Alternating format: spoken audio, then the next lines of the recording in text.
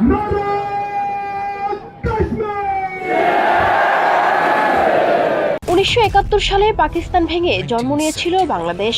2026 সালে এসে কি আবারও সেই ইতিহাসের পুনরাবৃত্তি হতে যাচ্ছে? পাকিস্তানের সবচেয়ে বড় প্রদেশ বেলুচিস্তান কি সত্যি স্বাধীনতার পথে?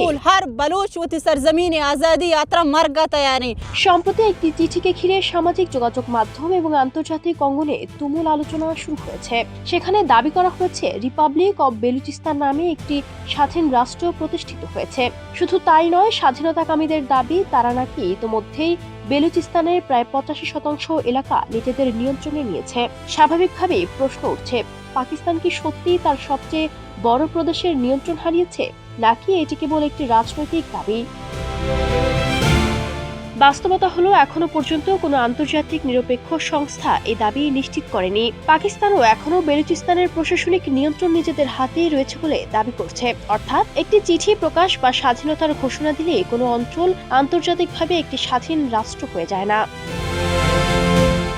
আন্তর্জাতিক আইন অনুযায়ী একটি রাষ্ট্র হিসেবে স্বীকৃতি পেতে হলে কয়েকটি গুরুত্বপূর্ণ শর্ত পূরণ করতে হয়। 1933 সালের মন্টেভিডিও কনভেনশন অনুযায়ী 4টি মৌলিক বিষয় থাকতে হবে: স্থায়ী জনসংখ্যা, নির্দিষ্ট ভূখণ্ড, কার্যকর সরকার এবং অন্য রাষ্ট্রের সঙ্গে সম্পর্ক পরিচালনার সক্ষমতা। বলকি সরজমি বলুচ রাজ আজাদি যাত্রা জোহদায়া বেলুচিস্তানের নিজস্ব ভাষা, সংস্কৃতি ও জনগোষ্ঠী থাকায় প্রথম শর্ত অনেকটাই পূরণ হয়েছে বলা যায়। কিন্তু সবচেয়ে বড় জটিলতা শুরু হয় সীমানা ও প্রশাসনিক নিয়ন্ত্রণ নিয়ে। কারণ ঐতিহাসিক বেলুচ অঞ্চল শুধু পাকিস্তানেই নয়, ইরান ও আফগানিস্তানেও বিস্তৃত। ফলে স্বাধীন রাষ্ট্র গঠনের প্রশ্নে সীমান্ত বিরোধের ঝুঁকি থেকেই যায়। আরেকটি বড় চ্যালেঞ্জ হলো কার্যকর সরকার গঠন। একটি স্বাধীন রাষ্ট্রকে শুধু পতাকা উড়ালেই চলে না।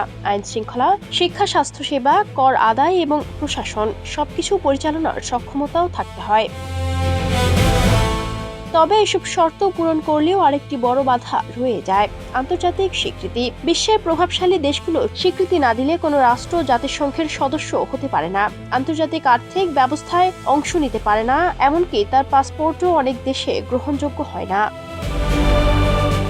এখানেই শুরু হয় ভূরাজনীতির সবচেয়ে কঠিন খেলা। পাকিস্তান কোনোভাবেই তার সবচেয়ে বড় প্রদেশ ছেড়ে দিতে চাইবে না। একইভাবে ইরান ও আফগানিস্তানও এমন নজির তৈরি হোক তা চাইবে না, কারণ তাদের দেশেও উল্লেখযোগ্য বেলুচ জনগোষ্ঠী রয়েছে।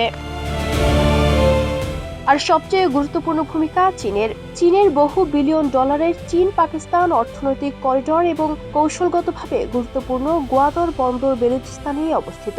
ফলে এই অঞ্চলের স্বাধীনতা চীনের অর্থনৈতিক ও কৌশলগত স্বার্থের সঙ্গে সরাসরি জড়িত। প্রয়োজনে জাতিসংঘের নিরাপত্তা পরিষদে ভেটো দিয়েও চীন এমন উদ্যোগ ঠেকানোর চেষ্টা করতে পারে।